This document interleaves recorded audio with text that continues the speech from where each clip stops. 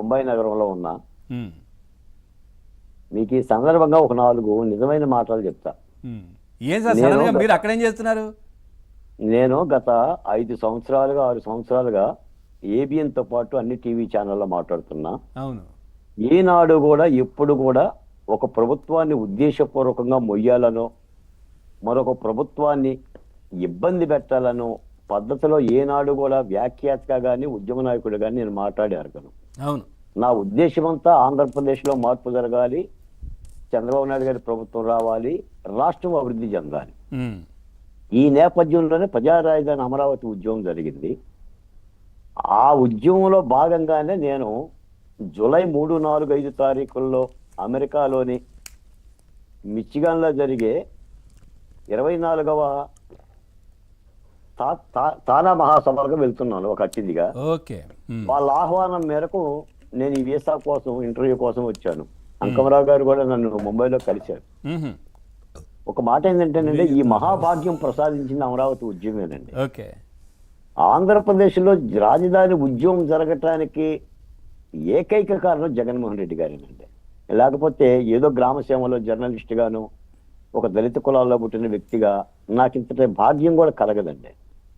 రెండోది ఏంటంటేనండి, ఇప్పుడు మీరు ఇందాక చెప్పారు, అంటే గత 5 ఏళ్ళు చాలా దోపిడీ జరిగింది. పేర్ని నాని గారి, జోగి రమేష్ గారు కానీ ఇలాన్ని అంటే అయ్యలు తిన్నారు, అయ్యల కొడుకులు కూడా రంగంలో తిన్నారండి. ఉమ్, అది అంటే ఒక విధంగా చెప్పాలంటే దీన్ని ఎలా వర్ణించాలి అని అంటే, దొంగలు కూడా కాస్త కూస్తో కొంత సొత్తును అక్కడ వదిలిపెడతారు కానీ జాలితో, ఉమ్, వీళ్ళు ఏది వదలలేదండి. ఉమ్, అందుకని ఈరోజు ప్రభుత్వానికి గత ప్రభుత్వం చేసిన తప్పుల్ని సవరించడం కానీ చర్యలు తీసుకోవడం కానీ పెద్ద ఎత్తున ఛాలెంజ్ అయిపోయిందండి. అవును. ఓ పక్క ప్రభుత్వానికి ఏమో చట్టాలు న్యాయస్థానాలు కొంత ప్రతిబంధకంగా ఉంటున్నాయి. ఉమ్, ప్రభుత్వం ద్వారా దర్యాప్తు చెయ్యాలి. అది 3 నెలలు చేస్తుందా 30 రోజులు చేస్తుందా అనేది కొంత కాలాతీతమైన సమస్య. ఉమ్, కానీ ప్రజల్లోనేమో ఆగ్రహావేశాలు ఉన్నాయి. రాజకీయ పార్టీల తెలుగుదేశం కూటమి పార్టీ కార్యకర్తలు కూడా ఆగ్రహావేశాలు ఉన్నాయి. ఏంటి ఇంత తాత్సార్యం ఏంటి, చర్యలు తీసుకోవటం ఇంత నిమిత్త మాత్రం ఏంటనే పద్ధతి ఉంది. తప్పనిసరిగా చర్యలు అయితే తీసుకుంటున్నారండి.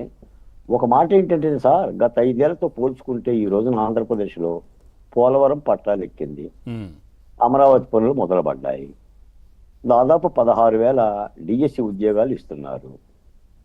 ఇంకా అంతకంటే అద్భుతమైన విషయం ఏంటంటే, ఏడాది పరిపాలన సందర్భంగా ఈ రోజే తల్లికి వందనం దాదాపు 67 లక్షల మందికి 8,000 కోట్ల రూపాయలు 8,000 కోట్ల రూపాయలు 8,745 కోట్ల రూపాయలు 8,745 కోట్ల రూపాయలు అమ్మఒడి ఇస్తున్నారు, తల్లికి వందనం ఇస్తున్నారండి. మీకు ఒక్క మాట చెప్తాను అంకమరావు గారు, మీరు ఆలోచించండి. గత 5 ఏళ్ల వైసీపీ పరిపాలనలో ఉన్న నవరత్నాల్లో వాళ్ళు గట్టిగా ఇచ్చింది అమ్మఒడేనండి. జగన్మోహన్ రెడ్డి గారు చెప్పేది కూడా అమ్మఒడి అమ్మఒడి అమ్మఒడి. దాదాపుగా అందులో కూడా అప్పుడు 40 లక్షల వరకే ఇస్తే ఇప్పుడు వీళ్ళు 60 లక్షల పైన కదా సార్. 67,27,164 ఆ అమ్మఒడి వీళ్ళు ఇవ్వలేరు, ఉమ్, చంద్రబాబు నాయుడు గారి వల్ల కాదు అనేది జగన్మోహన్ రెడ్డి గారి యొక్క ప్రచారం.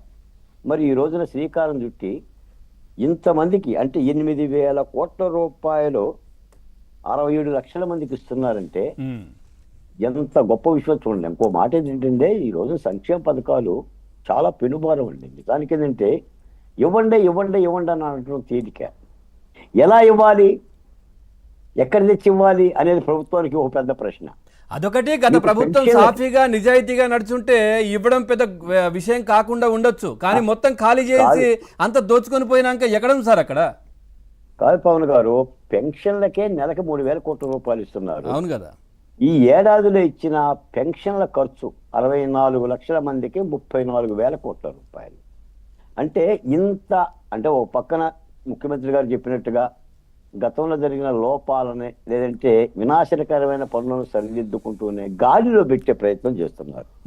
దీనిని కూడా వైసీపీ నాయకులు కానీ లేదంటే జగన్మోహన్ రెడ్డి గారు కానీ చూడటాన్ని నిరాకరిస్తున్నారు. మీరు చూడండి, ఇప్పుడు మద్యం యొక్క దోపిడీ మీద విచారణ పర్వం చేపట్టారు, భూదందాన్ని విచారిస్తున్నారు, రేషన్ బియ్యం ఇందా మీరన్నట్టుగా పేర్ని నాని గారు కానీ లేదంటే ద్వారంపూడి చంద్రశేఖర్ రెడ్డి గారు కానీ రేషన్ బియ్యం మీద విచారణ చేస్తున్నారు. ఐఏఎస్ ఐపీఎస్ అధికారులు ఏంటంటే అసలు వ్యవస్థలే నిర్వీర్యం అయిపోయింది. అంతే. అంటే ఈ రాష్ట్రంలో పుట్టిన ఐఏఎస్లు ఒక అభాగ్యురాలని ఏది సివిల్ డిస్ప్యూట్లో కూడా బాంబే నుంచి తెచ్చి 40 రోజులు నిర్బంధించారని ఒక అపఖ్యాతి వచ్చింది. వీటన్నిటి మీద వ్యవస్థలను కూడా గాడిలో పెట్టే ప్రయత్నం చేస్తున్నారు. అంటే ఇటువంటి పరిపాలనే చూపిస్తున్నారు. ఒక మాట ఏంటంటే సాధారణంగా జగన్మోహన్ రెడ్డి గారి పరిపాలన ఒక్క మాటతో పోలుస్తాం. మనం బియ్యంలో రాళ్ళు ఎత్తుకుతామండి. బియ్యంలో ఎన్ని రాళ్ళు ఉంటాయి? ఒక 5 4 ఉంటాయి. కానీ జగన్మోహన్ రెడ్డి గారి